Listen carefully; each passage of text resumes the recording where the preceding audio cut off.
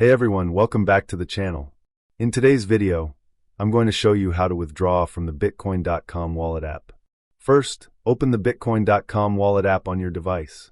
If you don't have an account yet, sign up, but I've already done that. Next, go to the wallet section on the right side and select the wallet you want to withdraw from. Once inside your wallet, tap the Send button.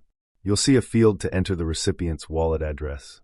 Paste the address where you want to send the funds, and make sure to double-check it to avoid any mistakes. Below that, enter the amount you want to withdraw. You can toggle between BTC and your local currency to see the equivalent value. Then tap Next or Continue to review your transaction details. Before confirming, check the fee and total amount carefully. If everything looks good, tap Send or Confirm to complete the transaction. After it's sent, you'll see it appear in your wallet's transaction history. You can tap on it to track its status on the blockchain. Thanks for watching.